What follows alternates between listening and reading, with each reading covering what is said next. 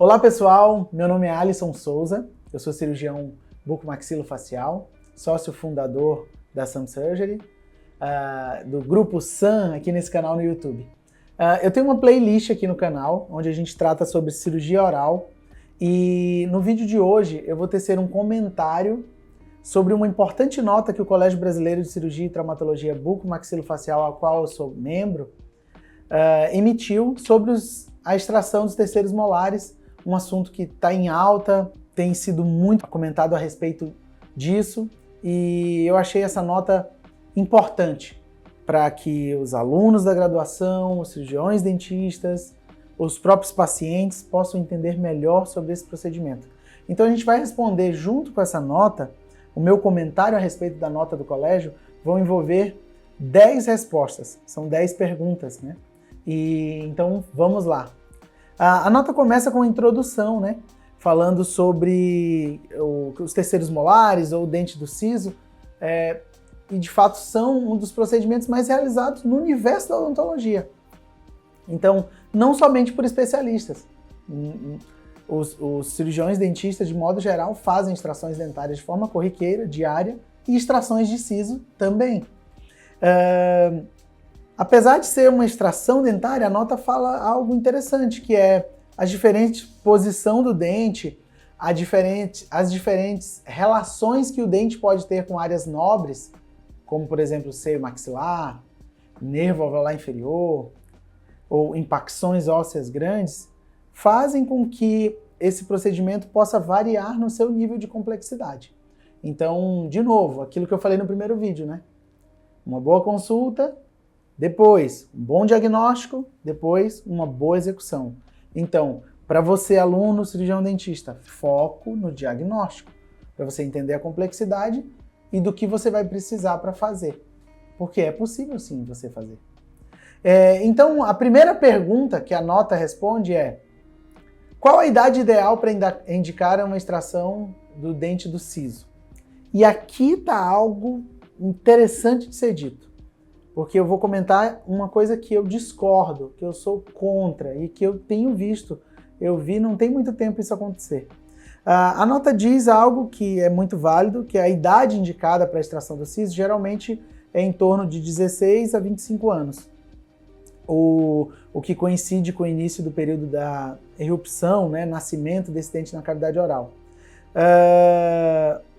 Outra coisa que a nota traz que é algo preciso com relação a tempo, momento de remover o dente, é o grau de desenvolvimento da raiz dos sisos. Então deve estar entre 1 e 2 terços já completo para facilitar o procedimento. Mas algo interessante, vou trazer minha opinião sobre essa resposta. Idade. Eu acredito sim que a idade ideal vai ser ali 18 anos, 17, 20 anos. O osso é mais medular, não fala na nota aqui, né?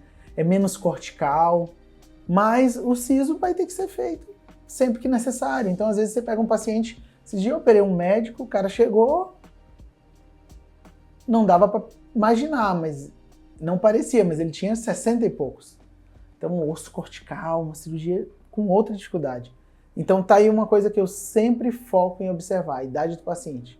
Às vezes, cirurgiões dentistas mandam um raio-x, querem minha opinião, outros consultórios perguntam, eu já mando embaixo a pergunta, qual é a idade do paciente? Porque a idade importa. Uma coisa que eu sou contra, remoção de sisos quando a idade é abaixo de 17, 16 anos. Então eu já vi clínica indicar e profissionais fazerem sisos em paciente de 14 anos. E aí a incisão grande, remoção óssea, remoção do dente.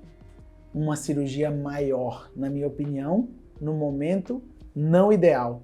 Ou com um nível de complexidade ou um nível de custo biológico indevido. Porque era muito mais fácil esperar. Tem até um exemplo disso, recente, acabei de lembrar. Eu tive um paciente, a mãe trouxe para tirar o siso, que foi indicado pelo orto. Eu falei que não. Se fosse meu filho, eu não operaria agora. Deixa para daqui a um ano. Daqui a um ano a gente pede um panorâmico novo e a gente avalia. Aí a mãe, poxa, doutor, muito obrigado, que honestidade. E eu acho que isso é o mais importante. Então, A idade muito baixa, você pode indicar uma cirurgia mais complexa para o paciente, entende? Então, a partir de 16, 17, até 24, eu acho 25 esse osso e esse paciente está mais tranquilo, e depois aí a gente tem que encarar a possibilidade da cirurgia. Mas vamos para a segunda pergunta, pergunta 2. Quais as indicações para a extração dos terceiros molares? E aqui está uma aula, eu vou trazer um vídeo específico, aqui eu vou ser mais rápido, mas a gente vai ter um vídeo específico sobre indicações para a extração de terceiros molares. Aqui a nota fala que está indicado em diferentes situações, né? E a mais importante é cuidado com casos de pericoronarite, que é aquela inflamação que pode virar uma infecção, porque como tem o tecido gengival e acumula bactéria, alimentos, isso pode gerar um quadro infeccioso e você, aluno da graduação em cirurgião dentista, coloca na cabeça, infecção é coisa séria. Todo paciente sabe que infecção é coisa séria. Às vezes, nós mesmos não tratamos como deveria ser tratado. Então, chegou qualquer quadro de infecção, conversa sério com o paciente. Olha, tem uma infecção aqui, isso é sério, isso pode agudizar, isso pode gerar um abscesso. O que pode levar a óbito na odontologia? Infecção pode, ok? Outra indicação comum são propósitos ortodônticos, protéticos, prevenção de problemas como desenvolvimento de cistos e tumores, cárie, doença no dente vizinho, doença periodontal, reabsorção radicular, né, no dente adjacente. Até mesmo a literatura comprova como profilático para ajudar a prevenir fraturas de mandíbula. O que eu recebo de fratura de mandíbula? A linha da fratura na área do siso. Que aquele siso ocupa uma região que deveria estar sendo ocupada por osso e aquela mandíbula ficaria mais resistente, né? Existem casos que pode optar por manter o terceiro molar? Pode. Mas olha o jeito que eu falo, pode. Recomenda-se vigilância, a nota mesmo fala aqui, ó. Clínica, radiográfica, tem que ter um acompanhamento. Acho que siso é um dente que, se for manter, erupcionou, tá tudo bem? Então, higiene e ter uma regularidade do dentista estar avaliando. Outras indicações eu vou trazer nessa aula, mas são indicações um pouco mais profundas, cirurgias ortognáticas, etc. Pergunta número 3. Quem deve ser o profissional responsável por realizar a extração dos terceiros molares, né? Então, a nota aqui do Colégio Brasileiro, ela diz que a escolha do profissional para realizar a cirurgia do terceiro molar, o que o paciente tem que se atentar, né? A experiência do profissional, porque os cirurgiões dentistas generalistas, o clínico geral na odontologia, ele pode sim realizar cirurgia bucal, ok? Mas é importante ter cuidado só com a experiência que aquele profissional está te passando, né? Então, isso que a gente tem falado aqui no canal e vai falar muito mais, né? O desenvolvimento de você, aluno da graduação, você cirurgião dentista, quanto ao nível de expertise para passar, construir segurança e passar essa segurança, sabe? Eu acho que isso te ajuda muito a desenvolver o procedimento de uma forma que vai fazer bem para todo mundo, sabe? A nota também fala que o cirurgião especialista em cirurgia e traumatologia bucomaxilofacial acaba sendo o mais indicado para executar em casos, principalmente de cirurgias complexas, o que eu concordo. Se o caso for muito complexo e o cirurgião dentista não tiver aquela segurança, ele pode encaminhar para o cirurgião bucomaxilo, ele pode até participar junto, por que não, do procedimento, evoluir como aprendizado, algo nesse sentido. Pergunta número 4. Que tipo de exame de imagem deve ser solicitado para diagnóstico e programação da cirurgia dos terceiros molares? Então, para diagnóstico e planejamento, vamos colocar assim, né? Qual o tipo de exame? A nota traz a resposta que eu super concordo, né? A radiografia panorâmica, ele é o exame rotineiro. Eu vou até fazer uma aula aqui no canal, na sequência, sobre o raio-x panorâmico, porque o aluno da graduação e o cirurgião dentista muitas vezes não observa detalhes que tem que ser dito para o paciente, tem que ser avaliado, tem que ser planejado, e ajudam como ferramenta de diagnóstico, ferramenta de explicação, ferramenta de precificação, de agregar valor, e é importante, tá?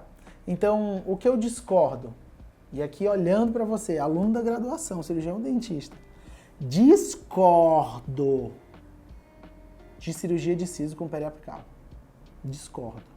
Eu sei que é feito, não vem com história não, é feito sim. Mas eu discordo muito. Já trabalhei em lugares que faziam, eu discordava, eu pedia panorâmica escondido, o dono da clínica não queria, a clínica mais popular, sei lá, sabe, no passado, recém-formado. Não. Panorâmica, explica para o paciente se sente bem cuidado, vai fazer. Então, pelo amor de Deus, tenha um zelo com isso. Raio-x periapical para siso, não. Panorâmica. Nos casos aqui a nota diz assim, nos casos que a radiografia panorâmica indica a relação da proximidade com ou o NAI, né, nervo alveolar inferior, ou o seio maxilar, ou outras estruturas nobres, aí pode-se ser válido, e eu super concordo, uma investigação adicional. Que é investigação adicional, Alisson? A solicitação de uma tomografia de face, né? Uma TC, Conibin, uma TC da região do siso ali. Eu acho que é muito válida em alguns casos, tá? Então, lembrar sempre que a panorâmica ela vai me dar uma visão de largura e altura. Profundidade, não. Profundidade só quem me dá a tomografia. Então, em alguns casos a toma é indicada. Sempre? Não. Não mesmo. Faço muita cirurgia, 90% com panorâmica. Mas em alguns casos, sim, eu peço a tomografia, tá? Tô com a panorâmica, é necessário observar ela. Eu já vi cirurgiões dentistas passar batido com a panorâmica na mão, não tá vendo uma lesão. Um cisto dentígero, um ameloblastoma, uma outra patologia. Olha a panorâmica com zelo, tá bom? Se tiver suspeita de patologia, aí não tem conversa. Tem que pedir a tomografia de face, tá bom? Vamos para a quinta pergunta. Deve-se solicitar exames laboratoriais para remoção dos terceiros molares? Sim ou não, né? A nota traz uma resposta que eu concordo muito. Exames de laboratório não são necessários na grande maioria das vezes. Então, eu opero de rotina muitos pacientes em diversos serviços e na maioria das vezes esse paciente não tem exames laboratoriais e eu nem solicito. Mas esses pacientes são considerados pacientes saudáveis, por isso a importância da consulta. Eu tinha um professor, a qual eu tenho o maior respeito, Cícero Newton. Ele falava, a resposta está com o paciente. Parem de esquecer que a resposta está com o paciente. Então, por isso a importância da consulta para conversar com o paciente.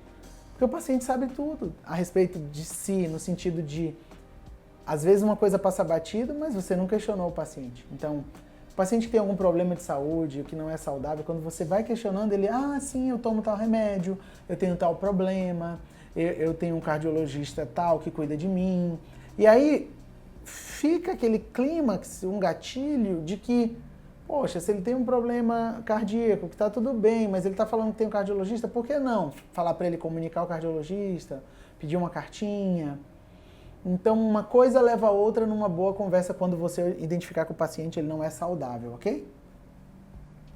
Então, a nota fala que em condições médicas específicas, durante o uso de alguns medicamentos, o dentista pode solicitar, né, exames laboratoriais, né, para avaliar a saúde do paciente. É importante saber a história médica pregressa, né, e ter esse cuidado, porque são coisas que podem influenciar no processo cirúrgico mesmo, da coagulação, prevenir hemorragia, cicatrização, né, ou aumento até da possibilidade do risco de infecção, e aí sim surgir urgência, emergência, aí nesse caso sim são justificáveis, né. Basicamente, no mínimo, assim, se for pensar em exames básicos em pacientes não saudáveis, a gente pode pensar no hemograma, coagulograma, glicemia atual ou em jejum. Em casos mais específicos, avançar para TGO, TGP, ureia, creatinina, sódio, potássio, mas não é o intuito desse vídeo, ok? Então, pessoal, vou fechar a parte 1 do meu comentário a respeito da nota do Colégio Brasileiro de Cirurgia e Traumatologia Bucomaxilofacial. E no próximo vídeo a gente volta com as 5 últimas respostas, perguntas e respostas a respeito dessa nota. Muito interessante, e meus comentários a respeito de alguns pontos que podem ajudar você, aluno da graduação, cirurgião dentista, que queira evoluir em cirurgia oral menor. Um abraço, deixa o seu like aqui, por favor, segue a gente. Uma coisa importante, envie esse vídeo para algum colega e nos ajude a levar esse conteúdo a alcançar mais pessoas. Obrigado e até o próximo.